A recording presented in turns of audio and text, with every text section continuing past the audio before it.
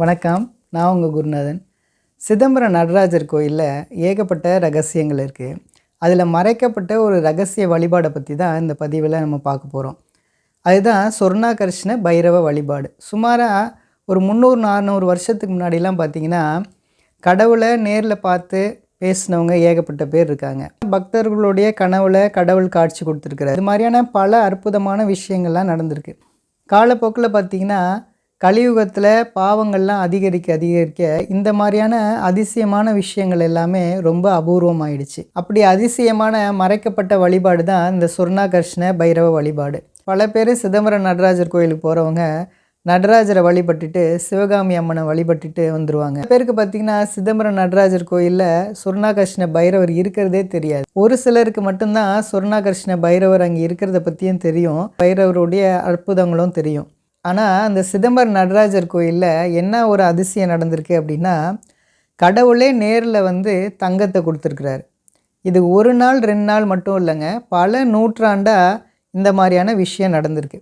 இது எப்படி நடந்திருக்கு அப்படின்னா, பல நூற்றாண்டுக்கு முன்னாடி சிதம்பரம் நடராஜர் கோயிலில் என்ன வழக்கமாக இருந்திருக்கு அப்படின்னா, அங்கே இரவில் கோயில் நட சாத்துறதுக்கு முன்னாடி அங்கே இருக்கக்கூடிய சொர்ணாகர்ஷ்ண பைரவரை வழிபட்டுட்டு, சொர்ணாகர்ஷ்ண பைரவருக்கு கீழே இருக்கக்கூடிய செப்பு சொர்ணாகர்ஷ்ண எந்திரத்தில் கொஞ்சம் வில்வ இலையை வச்சுட்டு மந்திரம் சொல்லிவிட்டு அங்கே கோயில் நட சாத்திடுவாங்களாம்.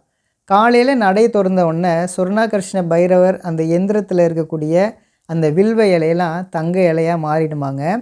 இப்படிப்பட்ட ஒரு அதிசயமான நிகழ்வு ஆதிசங்கரர் காலம் இருந்த வரைக்கும் தினமும் நடந்திருக்குங்க. அதுக்கப்புறம் காலப்போக்கில் இந்த மாதிரியான நிகழ்வுகள் நடக்கலை.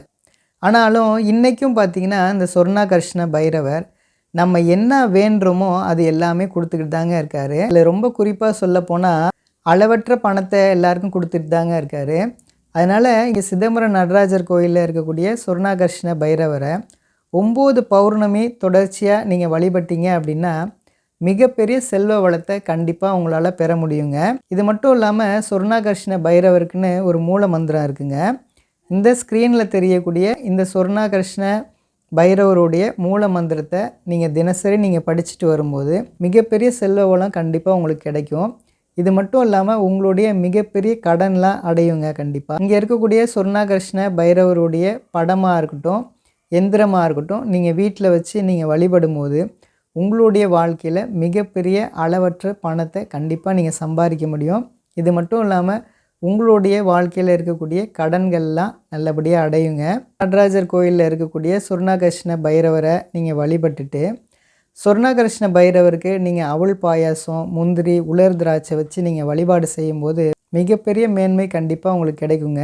அதனால் உங்களுக்கு எப்போ வாய்ப்பு கிடைக்குதோ நீங்கள் சிதம்பரம் நடராஜர் கோயில் போயிட்டு சிதம்பரம் நடராஜரையும் சிவகாமி அம்மையும் வழிபாடு செஞ்சுட்டு அங்கே இருக்கக்கூடிய சொர்ணாகர்ஷ்ண பைரவரை நீங்கள் வழிபட்டுட்டு எல்லா விதமான நன்மைகளும் உங்களுக்கு கிடைக்கணும் அப்படின்னு நான் கேட்டுக்கிறேங்க.